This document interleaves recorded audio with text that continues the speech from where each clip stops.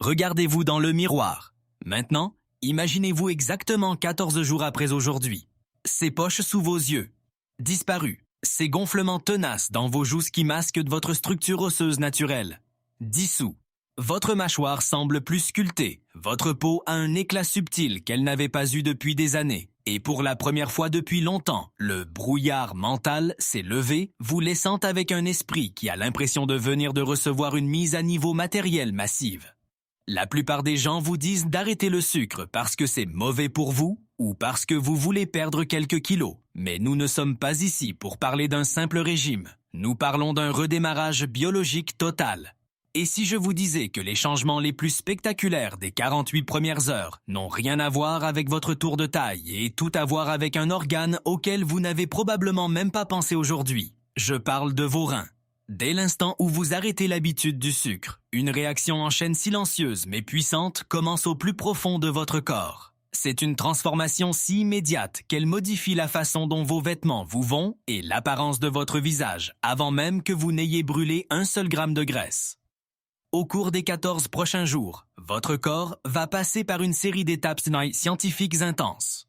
Vous vivrez un sevrage qui ressemble à une bataille pour votre âme, un basculement métabolique où votre foie apprend à créer sa propre énergie propre, et enfin une renaissance cellulaire où votre peau et votre cerveau commencent à fonctionner à leur apogée. Vous ne renoncez pas seulement à un édulcorant, vous reprenez votre liberté biologique. Vous êtes sur le point de voir de quoi votre corps est réellement capable lorsqu'il n'est plus étouffé par des pics d'insuline constants. Alors, êtes-vous prêt à voir le vrai vous?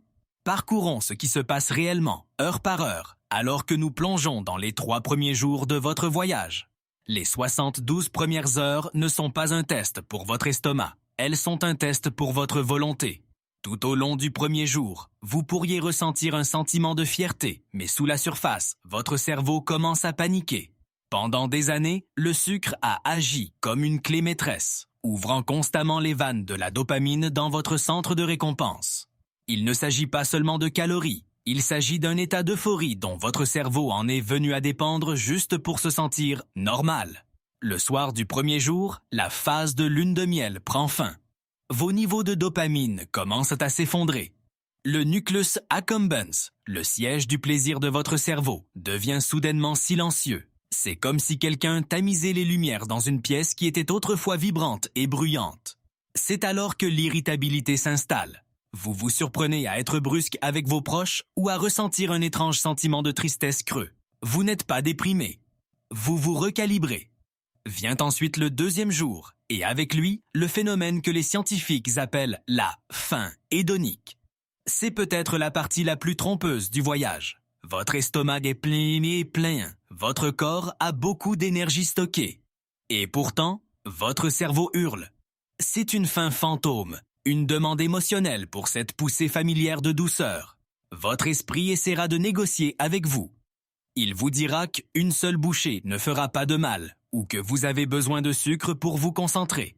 Mais regardez de plus près ce qui se passe. Des chercheurs de Harvard ont découvert qu'une consommation fréquente de sucre émousse réellement vos récepteurs de dopamine. Vous poursuiviez une euphorie qui devenait de plus en plus difficile à atteindre.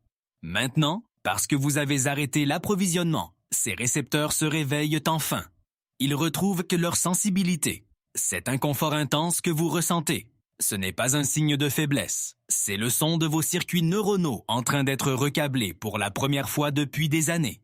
Au 3e jour, les symptômes physiques atteignent généralement leur apogée. Vous pourriez ressentir un élancement sourd derrière les yeux ou une lourdeur dans vos membres.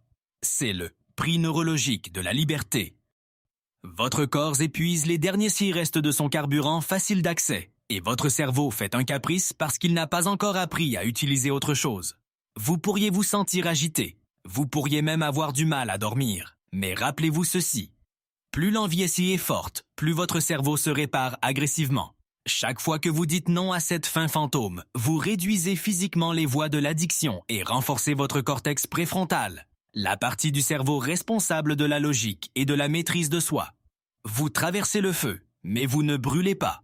Vous êtes en train d'être forgé. Tenez bon, car pendant que votre cerveau mène cette guerre, vos reins préparent tranquillement une percée massive qui changera tout ce que vous verrez dans le miroir demain.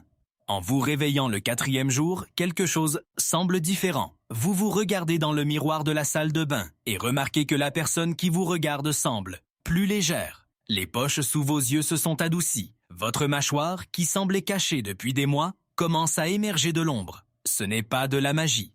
C'est le résultat du fait que vos reins sont enfin autorisés à faire leur travail. Pendant des années, une consommation élevée de sucre a maintenu vos niveaux d'insuline constamment élevés. Et l'insuline est un maître caché de la rétention d'eau. Elle ordonne à vos reins de retenir le sodium avec une poigne de fer. Et là où va le sodium, l'eau suit. Vous n'avez pas seulement porté de la graisse. Vous avez porté un véritable réservoir d'eau emprisonné autour de votre visage, de vos chevilles et de votre abdomen. Mais maintenant, parce que vous avez tenu bon pendant les 3 premiers 6 jours, votre insuline est enfin tombée à son point le plus bas depuis longtemps. Vos reins interprétent cette baisse comme un feu vert pour relâcher la pression. Ils ouvrent les vannes. C'est le grand rinçage. Le 5e jour, vous remarquerez probablement que la balance bouge rapidement. Vous pourriez perdre 2, 3 ou même 5 livres en quelques jours. Bien qu'il ne s'agisse pas encore de perte de graisse, ne le négligez pas. C'est votre charge métabolique qui s'allège. C'est l'inflammation qui quitte vos tissus. C'est votre cœur et vos artères qui poussent un soupir de soulagement alors que le volume de liquide qu'ils doivent pomper commence à se normaliser. Cependant, cette libération massive d'eau s'accompagne d'un bémol. En partant, l'eau emporte avec elle des minéraux essentiels, sodium, potassium et magnésium. C'est la zone de danger connue sous le nom de grippe du sucre. Vous pourriez ressentir une soudaine vague de vertige en vous levant. Vous pourriez ressentir une étrange crampe musculaire ou une fatigue qui semble lourde dans vos os. Beaucoup de gens échouent ici parce qu'ils confondent cela avec un signe qu'ils ont besoin de sucre. Ils pensent que leur corps défaille. Mais la vérité est que votre corps n'a pas besoin de sucre. Il a besoin de sel. Il a besoin de minéraux. Une pincée de sel marin de haute qualité dans votre méo, quelques légumes verts à feuilles ou une boisson électrolytique sans sucre peuvent inverser la situation en quelques minutes. Si vous soutenez votre chimie pendant ce rinçage, les récompenses sont immenses. L'effet, dégonflement, s'intensifie. Votre peau commence à paraître plus nette car le liquide stagnant autour de vos cellules est remplacé par une hydratation fraîche et propre. Au 6e jour, la transformation physique est indéniable. Vous vous sentez moins congestionné dans votre propre peau. Mais sous ce changement extérieur, un virage encore plus profond s'apprête à avoir lieu. Maintenant que l'excès de zoé est parti, votre corps cherche sa prochaine source d'énergie. Il a fini de brûler le carburant facile et s'apprête à porter son attention sur l'énergie profonde et stockée que vous portez depuis des années. Le rinçage est terminé. Le basculement métabolique est sur le point de commencer. Au 7e jour, le choc initial est passé. La perte de poids rapide due au rinçage de l'eau ralentit. Vous pourriez penser que le plus dur est derrière vous, mais votre corps s'apprête à entrer dans le véritable creuset de ce voyage. Bienvenue dans le basculement métabolique. Jusqu'à présent dans votre vie, votre corps a fonctionné sur une source d'énergie facile et par défaut. Vous avez alimenté votre système avec du petit bois sec. Le sucre brûle vite, il brûle intensément, et il vous laisse constamment avec le besoin d'en jeter une autre poignée sur le feu juste pour garder les lumières allumées. Mais maintenant, le petit bois a disparu. Vos réserves de glycogène sont presque vides et votre corps s'est forcé de faire quelque chose qu'il n'a peut-être pas fait depuis votre enfance. Il doit apprendre à brûler un carburant plus lourd et plus dense. Il doit apprendre à brûler les graisses. Cette transition crée des frictions et vous allez le ressentir dans votre tête. Vers le 7e ou 8e jour, un nuage lourd et épais envahit vos pensées. Ce n'est pas la fatigue physique de la grippe du sucre d'il y a quelques jours, c'est le pic du brouillard mental. Vous pourriez perdre le fil de vos pensées au milieu d'une phrase. Vous pourriez vous sentir démotivé ou apathique. N'abandonnez pas maintenant. Ce brouillard n'est pas un signe d'échec. C'est la sensation physique que votre système de carburant est en train d'être complètement réécrit de l'intérieur. Votre cerveau est un énorme consommateur d'énergie et, pendant des décennies, il n'a parlé qu'une seule langue métabolique, le glucose. Parce que vous avez coupé l'approvisionnement, votre foie intervient pour accomplir une brillante mission de sauvetage évolutive appelée néoglucogenèse. Il commence à fabriquer du glucose frais à partir de zéro, le rationnant soigneusement comme un gardien de phare, préservant l'huile pendant une longue nuit noire. Il veille à ce que vos globules rouges les plus délicats et vos régions cérébrales vitales aient exactement ce dont ils ont besoin pour survivre. Pendant ce temps, au plus profond de vos cellules, vos mitochondries sont forcées de s'adapter. Ces centrales électriques microscopiques renforcent leur machinerie pour traiter une source d'énergie complètement nouvelle, les acides gras et les cétones. Les cétones sont un carburant incroyablement propre et très efficace. Elles brûlent sans le stress oxydatif massif que le sucre laisse derrière lui. Mais vos neurones ont besoin d'un peu de temps pour accepter cette nouvelle monnaie. Le brouillard que vous ressentez est simplement le délai de traduction. Puis, quelque chose de remarquable se produit.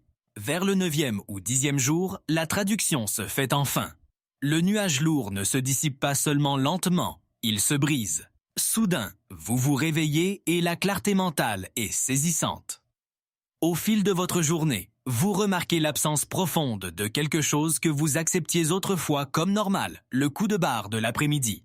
Vous mangez un repas et, au lieu de ressentir un besoin désespéré de faire une sieste ou de prendre un café à 2 heures, votre énergie reste une ligne droite et stable. Vous avez franchi le seuil le plus difficile. Vous avez reconstruit votre flexibilité métabolique. Votre corps s'est rappelé comment survivre sans pic artificiel. Et à mesure que votre énergie se stabilise, une transformation beaucoup plus discrète et magnifique commence à se produire au niveau cellulaire, changeant votre façon même de vieillir. Au 11e jour, la guerre est finie. Vous ne faites plus que survivre sans sucre. Vous vous épanouissez. Et la première preuve indéniable de cette nouvelle réalité se trouve juste sur votre langue. Vous souvenez-vous des envies des premiers jours? Ce besoin désespéré et envahissant d'une friandise sucrée? Maintenant, vous prenez une bouchée d'un aliment simple et quotidien, peut-être une poignée d'amandes ou une pomme fraîche, et quelque chose de bizarre se produit. Le goût est incroyablement riche, il est vibrant. Il semble presque trop sucré. Ce n'est pas votre imagination. Les cellules sensorielles de votre langue fonctionnent sur un cycle de vie d'environ 10 jours. Pendant des années, vos papilles gustatives ont été bombardées, submergées et complètement anesthésiées par les édulcorants artificiels. Elles ont été forcées de s'adapter à une norme impossible et non naturelle. Mais au cours des 11 derniers jours, ces vieux récepteurs émoussés ont disparu. Et une toute nouvelle génération hautement sensible a pris leur place. Votre palais est né de nouveau. La nourriture a soudainement une profondeur et une complexité magnifiques parce que vous n'êtes plus aveuglé par un mur de sucre industriel. Mais cet éveil va bien plus loin que votre bouche. Il remonte directement le long de votre système nerveux jusqu'à votre cerveau. En passant au 12e jour, le brouillard lourd du basculement métabolique n'est plus qu'un lointain souvenir. Il a été remplacé par une clarté mentale profonde et aiguisée. Le sucre étant hors de l'équation, votre corps déclenche une poussée massive d'une protéine puissante appelée facteur neurotrophique dérivé du cerveau, BDNF. Les scientifiques qualifient souvent cette protéine d'engrais pour votre esprit. Lorsque l'inflammation chronique et les niveaux d'insuline chutent enfin, ce facteur de croissance est autorisé à inonder votre cerveau. Il renforce vos synapses neuronales, protège les cellules saines et accélère votre capacité à apprendre et à retenir des informations. Vous n'êtes pas seulement éveillé, vous êtes hautement performant. Vous traitez les conversations plus rapidement. Vous gérez le stress avec une énergie calme et posée, laissant derrière vous les montagnes russes anxieuses et émotionnelles de votre passé. C'est la mise à niveau matérielle ultime dont nous avons parlé au premier jour. Votre esprit rayonne vraiment. Et à mesure que votre esprit s'aiguise, votre corps commence visiblement à remonter le temps. Bienvenue au 13e jour. Quand vous vous regardez dans le miroir maintenant, vous voyez quelque chose de beaucoup plus profond que la simple perte de poids hydrique de la première semaine. Vous êtes sénémien, vous êtes témoin d'une guérison cellulaire. Pendant des années, chaque fois que vous consommiez du sucre en excès, ce glucose se fixait violemment aux protéines et aux graisses de votre circulation sanguine. Cette réaction chimique destructrice s'appelle la glycation. Elle crée des composés toxiques qui agissent exactement comme de la rouille moléculaire à l'intérieur de votre corps. Cette rouille attaque votre collagène. Elle rigidifie votre élastine. C'est la force silencieuse et invisible derrière le vieillissement prématuré, le relâchement cutané et la raideur articulaire chronique. Mais au cours des 13 derniers jours, vous avez arrêté d'ajouter de la rouille à la machine. Sans sucre frais pour alimenter ces dommages, vos fibres de collagène respirent enfin à nouveau. Elles retrouvent leur flexibilité et leur rebond naturel. L'inflammation systémique de bas niveau qui causait ces éruptions cutanées tenaces, le gonflement subtil et les rougeurs dans vos joues s'apaisent rapidement. Votre peau paraît remarquablement plus éclatante et semble plus élastique. Même vos articulations semblent plus légères et plus fluides lorsque vous sortez du lit le matin. Vous rayonnez d'une vitalité authentique et indéniable. Vos cellules se réparent car elles ne passent plus toute leur énergie à combattre un fardeau toxique. Vous avez atteint le sommet de la transformation physique et la révélation finale, le véritable sens de tout cet effort, n'est plus qu'à un jour. Bienvenue bienvenue au 14e jour, vous y êtes. Mais alors que vous vous tenez ici, au terme de ce voyage de 2 semaines, vous réaliserez quelque chose de profond. Ce n'est pas une ligne d'arrivée. C'est un tout nouveau point de départ. Repensez à ces 3 premiers jours. Vous souvenez-vous des envies intenses, de la faim fantôme, de l'impression de mener une guerre quotidienne contre votre propre esprit? Aujourd'hui, cette guerre est finie. Vous n'avez plus besoin de serrer les dents devant la carte des desserts. Vous ne comptez plus uniquement sur votre volonté pour dire non au sucre. L'impulsion s'est estompée. Parce que votre insuline est restée basse, votre cerveau peut enfin entendre à nouveau clairement l'hormone leptine. La leptine est votre signal interne de satiété, la voix discrète qui vous dit quand vous en avez assez. Vous avez regagné le droit de contrôler votre propre appétit. Vous mangez parce que votre corps a véritablement besoin de nutriments et non parce que votre cerveau court désespérément après une montée de dopamine. Ces 14 jours n'ont jamais été destinés à être un régime sévère et punitif. Ils étaient un miroir biologique. Ils ont simplement reflété la force, la résilience et la clarté réelle que votre corps possède lorsque vous supprimez les interférences chimiques. Vous savez maintenant ce que l'on ressent en fonctionnant au sommet de sa forme. Mais alors que vous avancez vers l'avenir, nous devons parler d'équilibre et de sécurité. La science nous rappelle qu'une réinitialisation métabolique soudaine exige du respect. Si vous gérez un diabète, utilisez de l'insuline, ou si vous luttez contre un stress chronique sévère et un taux de cortisol élevé, réduire radicalement les glucides devrait toujours être guidé par un médecin. Votre système surrénalien a besoin de soutien, et la santé véritable ne consiste jamais à mettre votre corps en danger. Le chemin à parcourir ne consiste pas à vivre dans la peur d'un seul grain de sucre. L'obsession extrême d'une alimentation parfaite n'est qu'une autre forme de prison. Le véritable objectif de cette expérience était la prise de conscience. Il s'agissait de trouver la modération plutôt que l'élimination permanente.